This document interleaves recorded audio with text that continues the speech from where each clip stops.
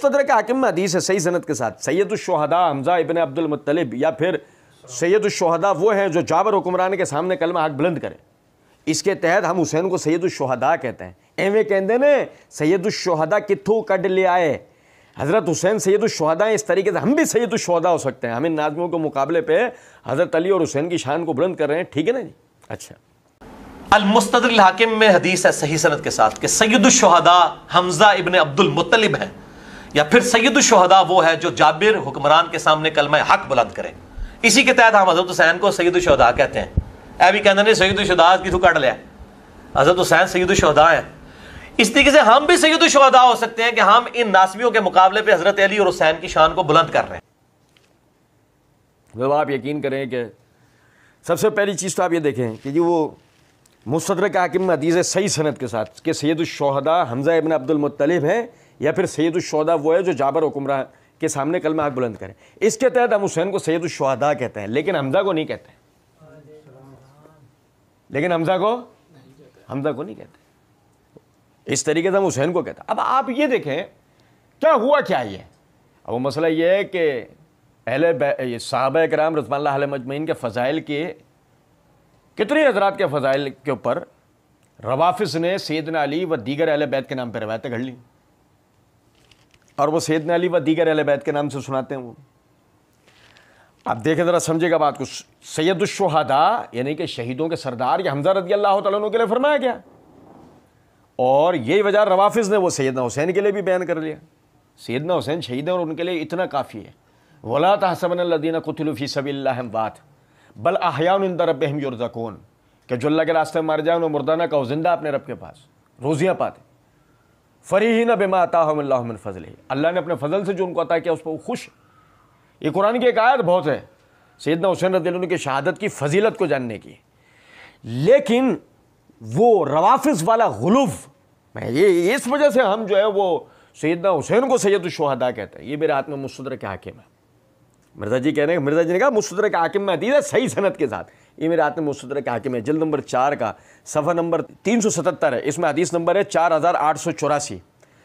مرزا جی نے جو روایت بیان کی ہے اس کو وہ اس سند سے لے کے آئے امام حاکم، حدثنی ابو علی الحافظ انا احمد بن محمد بن عمر بن بسطام المروزی حدثنا احمد بن سیار و محمد بن لیث قال حدثنا رافع بن اشرس المروزی حدثنا حفید الصفار ان ابراہیم الصائغ ان عطا ان جابر رضی اللہ تعالیٰ عنہ۔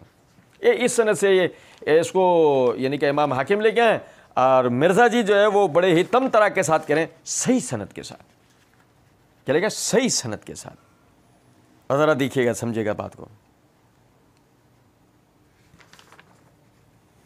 مرزا جی نے اپنی اسی ویڈیو کے پارٹ 1 میں ایک جگہ ایک حدیث کی تصحیح کرتے ہوئے یہ بات کہی ہے کہ امام حاکم نے بھی اس حدیث کو صحیح کہا اور امام ذہبی نے بھی موافقت کی، امام ذہبی نے۔ اس کا مطلب یہ ہوا کہ مرزا صاحب کے پیش نظر امام ذہبی کی مستدرک پر کی گئی تلخیص مرزا جی کے پیش نظر ہے، ایسے ہے، سمجھ رہے بات کو نہیں؟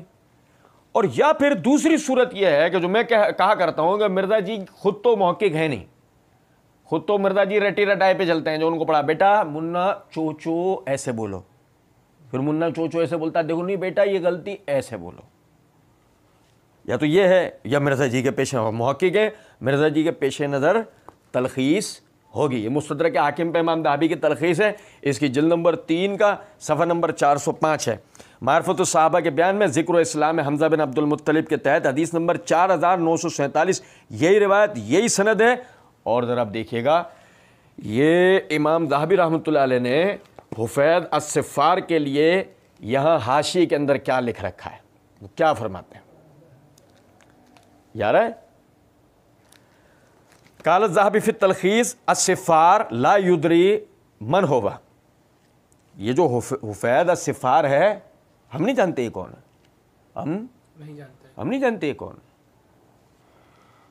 اور امام ذہبی رحمۃ اللہ علیہ کی بات بالکل صحیح ہے، کتب رجال کے اندر حفید الصفار کے بارے میں کوئی یعنی سکاہت کے کلمات منقول نہیں ہیں۔ اچھا، دوسرا راوی جیسا امام ذہبی نے کہا، امام ذہبی نے جس طرح حفید الصفار کے لیے کہا، اس سے رافع بن اشرت المروزی جو روایت کر رہا ہے وہ بھی مجہول الحال ہے. لیکن دو مجہول راوی ہیں سند کے اندر. اب دو مجہول راوی، اور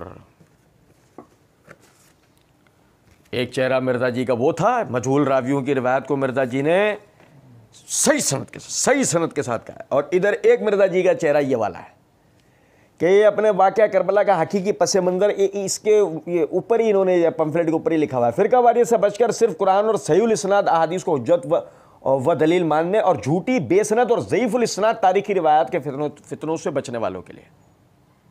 ایک مرزا جی کا یہ چہرہ ہے. یہ ہاتھی کے چائنا کے دانت ہیں، دکھانے کے اور ہیں، پائیداری کے اور ہیں. کچھ بات آ رہی ہے سمجھ میں یا نہیں؟ اچھا جی، اب دیکھیں، یہ تو تھی ضعیف سند جس کو مرزا جی نے وہ رسیاں پھینک کے سانپ دکھاتے ہوئے اس کو صحیح ثابت کرنے کی کوشش کی. ایویں کہندے نے سید الشہداء کتوں کٹ لے آئے، ایتھوں کٹ لے آئے ضعیف سند سے، صرف اپنے پیسے حلال کرنے کے لیے. جو فنڈ آ رہا ہے نا مرزا جی کو، بیٹا جو ہم بولتے جائیں، منا تیرا کام ہے اس کو ثابت کرنا. منا بیٹھ گیا ثابت کرنا، پبلک مل گئی ہے وہ والی ہپنوٹائز ہوئی نہیں سمجھ میں آ رہی کچھ بات. اور وہ پبلک کیا کہ وہ بولے چلے آ رہا ہے پبلک، اچھا. لیکن اب اس کے بعد آپ دیکھیں، اچھا میں یہاں بات آگے لے آنے سے پہلے ایک بات بولا. مرزا جی صحیح سند صحیح حدیث بھی بیان کر سکتے تھے. پتہ آپ کو سیدنا حسین رضی اللہ تعالیٰ عنہ کا ایک ظالم جابر حکمران کے سامنے کھڑا ہونا، کلمہ حق بلند کرنا، اگر مرزا جی اسی پس منظر میں روایت سنانا چاہتے تھے تب مرزا جی چاہتے تو یہ سن ترمذی، اس کی جلد نمبر 2 کا صفحہ نمبر 552 ہے، کتاب الفتن ہے. امام ترمذی رحمۃ اللہ علیہ اس کو اس باب کے تحت لائے ہیں، باب افضل الجہاد کلمت عدل عند سلطان جائر کے تحت. حدیث نمبر ہے 2289. حضرت ابو سعید خدری رضی اللہ تعالیٰ عنہ فرماتے ہیں کہ نبی صلی اللہ علیہ وسلم نے فرمایا سب سے بڑا جہاد ظالم حکمران کے سامنے کلمہ حق بلند کرنا ہے، اور ناصر الدین الالبانی رحمۃ اللہ علیہ نے اس کو صحیح قرار دیا ہے.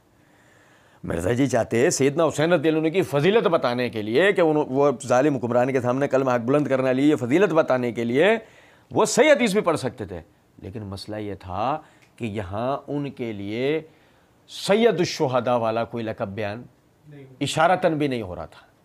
اور مرزا جی نے یہ کسی طریقے سے یہ فضیلت پر بھی حمزہ رضی اللہ عنہ کو اکیلے رہنے نہیں دینا تھا.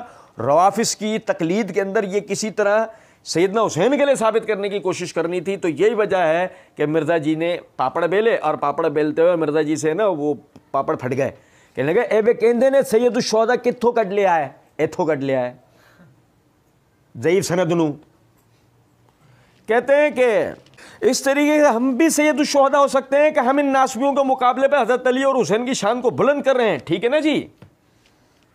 اب یقین کریں کہ وہ بھائیوں نے یہ لکھا تھا، پھر وہ کیا ہوا کہ میں اس کو دیکھنے لگا، میں نے کہا یہ جب میں نے جملہ پڑھا نا تو میری آنکھیں چندیا گئیں. میں یہ ریکارڈنگ چلائی، میں مرزا جی کو میں نے ایسے دیکھا، مرزا جی یہی کلمات کہہ رہے ہیں. میں حیران رہ گیا، مرزا جی نے کلمات کہے ہیں کہ اس طریقے سے ہم بھی سید الشہداء ہو سکتے.